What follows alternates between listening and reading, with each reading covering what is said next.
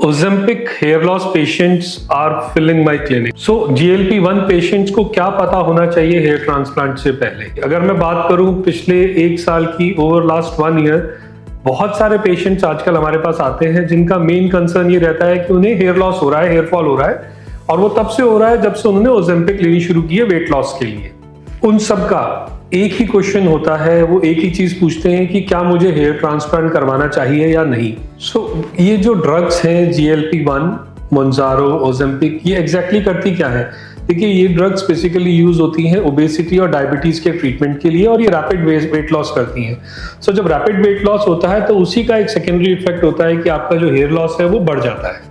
जो ये hair loss होता है रैपिड वेट लॉस के बाद, इसे साइंटिफिक या मेडिकल लैंग्वेज में टीलोजन इफ्लुएम कहते हैं, और मोस्ट ऑफ द केसेस में ये रिवर्सिबल होता है। इसका कारण क्या होता है? Rapid weight loss, nutritional deficiency, excessive stress level, hormonal imbalances, और ये यूजुअली शुरू होता है 2 से 3 महीने बाद ड्रग्स या मेडिसिन स्टार्ट करने के बाद, और मोस्ट ऑफ द केसेस में ये रिवर्सिबल होता है और मेडिसिन के साथ ही रिवर्स किया जा सकता है ये हेयर लॉस। तो जब ये पेशेंट्स मुझसे कंसल्ट करते हैं और प्रॉपर स्कैल्प एग्जामिन करते हैं, तो सबसे पहला स्टेप हमारा ये रहता है कि उन्हें कन्विंस करना, उन्हें काउंसिल करना कि अभी भी हेयर रूट्स हैं जो एक तरह से सो रही हैं, they are in the sleeping phase में है वो। उनके लिए हम कुछ प्रॉपर उनको गाइडेंस देते हैं, मेडिकेशन देते हैं, न्यूट्रिशनल सप्लीमेंट्स देते हैं, जिससे कि वो जो टेम्परेरी फेज में, हेयर लॉस के फेज में है, शेडिंग के फेज में है, वहां से निकल के वो रीग्रोथ के फेज में आ जाते हैं बाल, और बाल वापस ग्रो कर जाते हैं।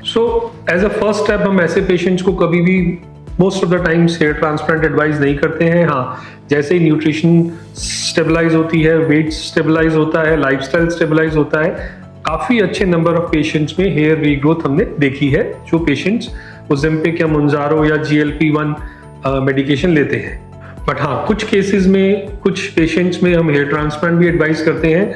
ये वो पेशेंट्स होते हैं जिनकी पहले से ही हेयर लॉस का, जेनेटिक हेयर लॉस का पैटर्न चल रहा होता है, और रैपिड वेट लॉस के बाद वो हेयर लॉस ज्यादा बढ़ गया होता है। ये सिलेक्टेड पेशेंट्स होते हैं जिनका क्लिनिकल एग्जामिनेशन, क्लिनिकल इवैल्यूएशन बहुत जरूरी है, और इन सिलेक्टेड ग्रुप ऑफ पेशेंट्स में हम हेयर ट्रांसप्लांट करते हैं सो दैट उनका जो बॉल्डनेस है वो कवर हो सके।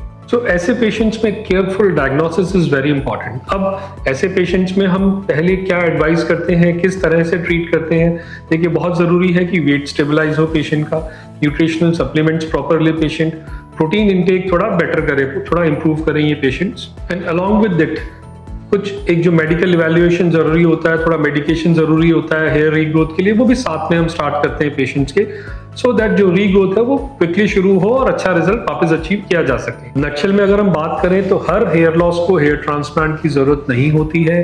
प्रॉपर क्लिनिकल एग्जामिनेशन, इवैल्यूएशन, क्या कॉज है हेयर लॉस का, उसका इवैल्यूएशन बहुत जरूरी है, प्रॉपर डायग्नोसिस बहुत जरूरी है, जिससे कि हम एक तरह से एथिकली परफॉर्म कर सके हेयर ट्रांसप्लांट, और पेशेंट्स को हमारे अननेसेसरी हेयर ट्रांसप्लांट से बचा सके।